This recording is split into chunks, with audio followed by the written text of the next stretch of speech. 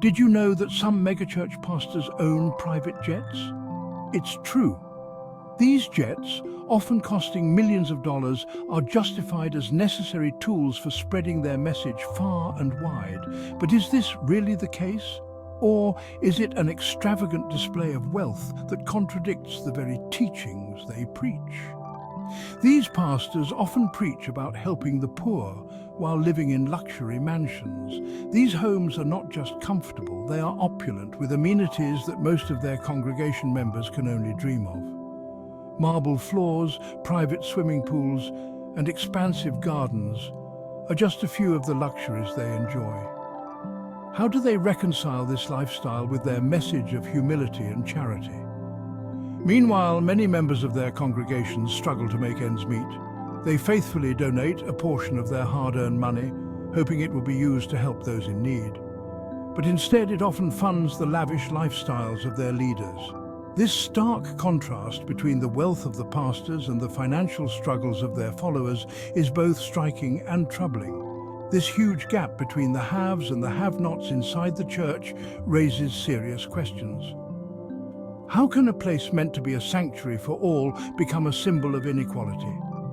The disparity in wealth among church members is not just a financial issue, it's a moral one. It challenges the very foundation of what a church should represent.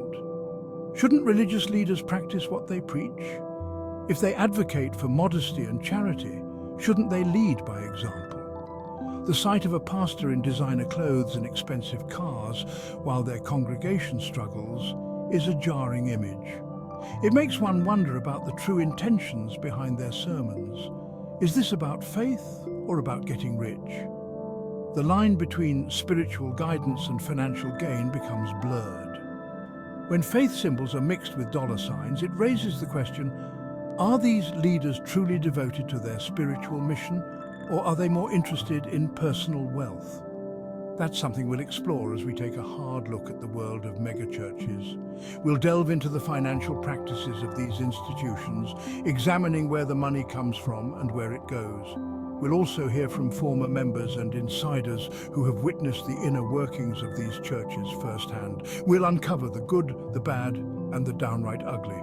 From genuine acts of charity and community support to scandals and misuse of funds, we'll leave no stone unturned. The reactions from congregation members are diverse, ranging from unwavering support to deep disillusionment. Buckle up, folks, because things are about to get interesting. As we navigate through this complex and often controversial topic, we aim to shed light on the realities of megachurches. Stay tuned as we embark on this revealing journey. Megachurches are like the rock stars of the religious world. They're big, they're loud, and they attract thousands of followers. These aren't your grandma's churches with quiet hymns and dusty pews. Think concert quality sound systems, emotional sermons, and promises of a better life. But with great power comes great responsibility, right? That's where things get tricky. Some megachurches use their influence for good, helping their communities and spreading messages of hope. But others, well, let's just say their priorities seem a little out of whack. One of the biggest criticisms of megachurches is their lack of financial transparency. Followers are encouraged to donate generously, often with the promise of blessings in return. But where does all that money go? That's a question many megachurch leaders don't like to answer. Without clear financial records, it's impossible to know if donations are being used responsibly. Are they helping the needy, or are they funding lavish lifestyles? When leaders refuse to open their books, it's time to start asking some tough questions. Section 4. Living large on the Lord's dime. Speaking of lavish lifestyles, let's talk about how some megachurch leaders live. These leaders, who are supposed to be the shepherds of their flocks, often find themselves living in the lap of luxury. We're talking multi-million-dollar mansions, private jets, and extravagant vacations.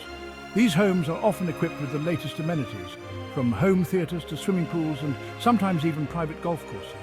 Designer clothes, you name it. Their wardrobes are filled with high-end brands, and they are often seen sporting luxury accessories like watches and jewelry that cost more than most people's annual salaries. They preach about humility and sacrifice while living like royalty. It's a stark contrast to the message of modesty and selflessness that they often deliver from the pulpit. Is this what Jesus had in mind when he talked about helping the poor? Jesus, who lived a life of simplicity and service, might be surprised to see how some of his followers have interpreted his teachings. It seems like some leaders are more interested in building their own empires than spreading the word of God.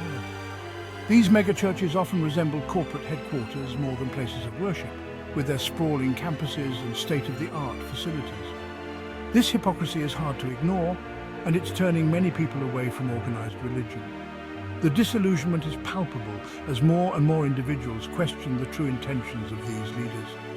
It's a sad reality that the actions of a few can tarnish the reputation of many. As people walk away from the church, leaving empty pews and collection plates behind, one has to wonder, where did it all go wrong? The essence of faith seems to be lost amidst the opulence and grandeur, leaving many to close their Bibles in disillusionment and seek spirituality elsewhere. Section 5.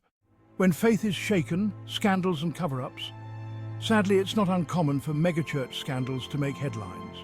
From financial fraud to sexual misconduct, these stories rock the foundations of faith and leave many feeling betrayed. And guess what? Sometimes, instead of addressing the issues head-on, church leaders try to sweep them under the rug.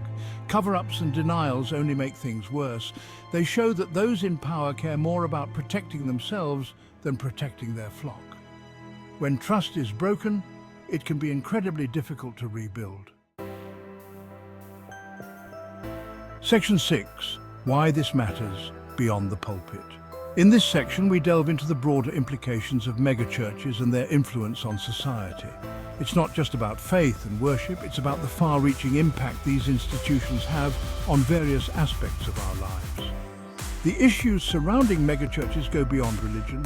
They touch on social, economic, and even political spheres.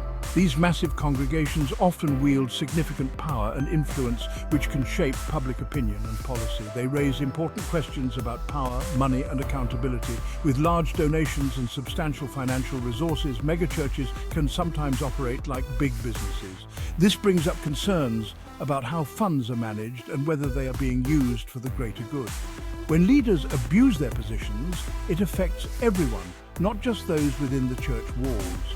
The ripple effects can be felt throughout the community, leading to a loss of trust and a sense of betrayal among followers. We need to be critical thinkers, asking tough questions and demanding transparency from those in positions of power, whether they're politicians, CEOs, or, yes, even pastors. It's essential to hold leaders accountable to ensure they are acting in the best interests of their communities. Because when we stay silent, we become complicit in a system that allows corruption and injustice to thrive.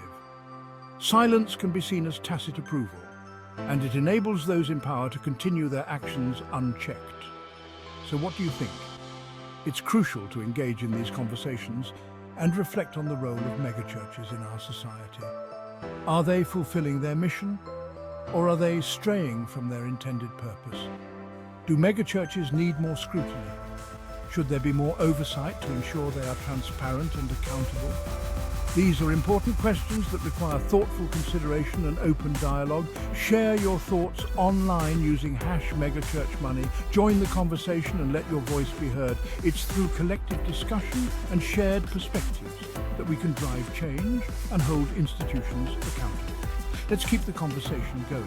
By staying informed and engaged, we can work towards a more transparent and just society. Your input matters, and together we can make a difference.